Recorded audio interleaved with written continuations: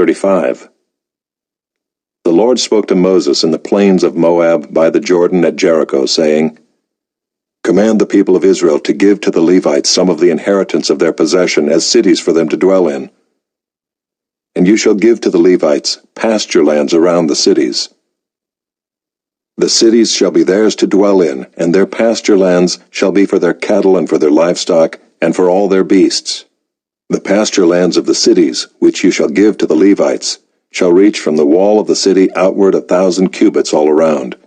And you shall measure outside the city, on the east side 2,000 cubits, and on the south side 2,000 cubits, and on the west side 2,000 cubits, and on the north side 2,000 cubits, the city being in the middle. This shall belong to them as pasture land for their cities.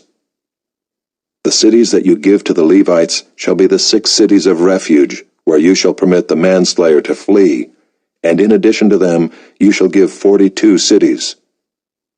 All the cities that you give to the Levites shall be 48 with their pasture lands.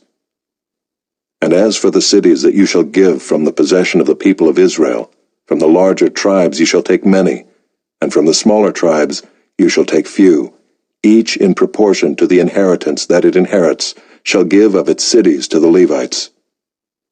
And the Lord spoke to Moses, saying, Speak to the people of Israel, and say to them, When you cross the Jordan into the land of Canaan, then you shall select cities to be cities of refuge for you, that the manslayer who kills any person without intent may flee there. The cities shall be for you a refuge from the avenger, that the manslayer may not die until he stands before the congregation for judgment. And the cities that you give shall be your 6 cities of refuge. You shall give 3 cities beyond the Jordan, and 3 cities in the land of Canaan to be cities of refuge. These 6 cities shall be for refuge for the people of Israel, and for the stranger and for the sojourner among them, that anyone who kills any person without intent may flee there. But if he struck him down with an iron object so that he died, he is a murderer. The murderer shall be put to death. And if he struck him down with a stone tool that could cause death, and he died, he is a murderer. The murderer shall be put to death. Or if he struck him down with a wooden tool that could cause death, and he died, he is a murderer. The murderer shall be put to death. The avenger of blood shall himself put the murderer to death. When he meets him, he shall put him to death. And if he pushed him out of hatred, or hurled something at him, lying in wait so that he died, or in enmity struck him down with his hand so that he died, then he who struck the blow shall be put to death. He is a murderer. The avenger of blood shall put the murderer to death when he meets him. But if he pushed him suddenly without enmity, or hurled anything on him without lying in wait, or used a stone that could cause death, and without seeing him dropped it on him so that he died, though he was not his enemy and did not seek his harm, then the congregation shall judge between the manslayer and the avenger of blood in accordance with these rules. And the congregation shall rescue the manslayer from the hand of the avenger of blood, and the congregation shall restore him to his city of refuge to which he had fled, and he shall live in it until the death of the high priest who was anointed with the holy oil.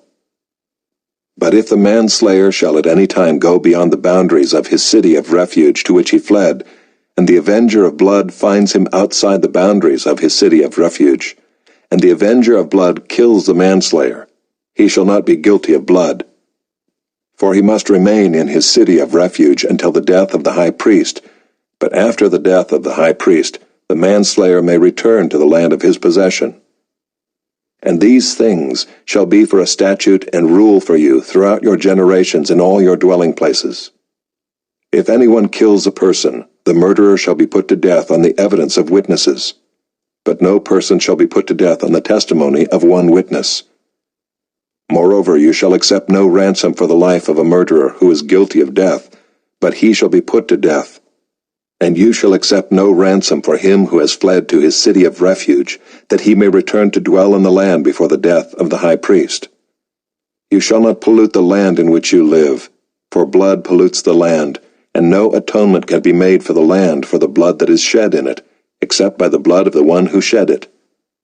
You shall not defile the land in which you live, in the midst of which I dwell, for I, the Lord, dwell in the midst of the people of Israel.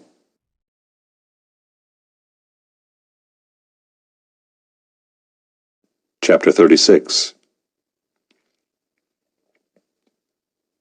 The heads of the fathers' houses of the clan of the people of Gilead, the son of Machir, son of Manasseh, from the clans of the people of Joseph, came near and spoke before Moses and before the chiefs, the heads of the fathers' houses of the people of Israel.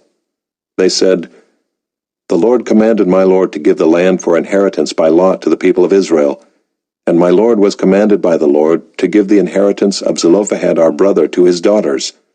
But if they are married to any of the sons of the other tribes of the people of Israel, then their inheritance will be taken from the inheritance of our fathers, and added to the inheritance of the tribe into which they marry. So it will be taken away from the lot of our inheritance.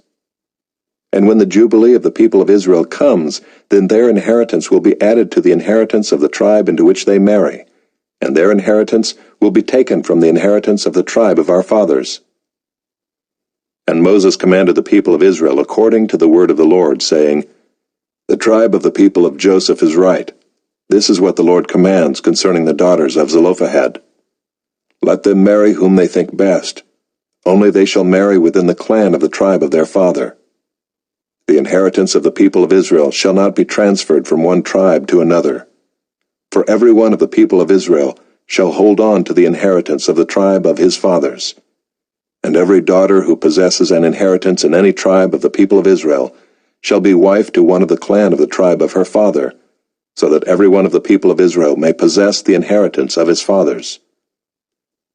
So no inheritance shall be transferred from one tribe to another, for each of the tribes of the people of Israel shall hold on to its own inheritance." The daughters of Zelophehad did as the Lord commanded Moses, for Mahlah, Tirzah, Hoglah, Milcah, and Noah, the daughters of Zelophehad, were married to sons of their father's brothers. They were married into the clans of the people of Manasseh the son of Joseph, and their inheritance remained in the tribe of their father's clan. These are the commandments and the rules that the Lord commanded through Moses to the people of Israel in the plains of Moab by the Jordan at Jericho.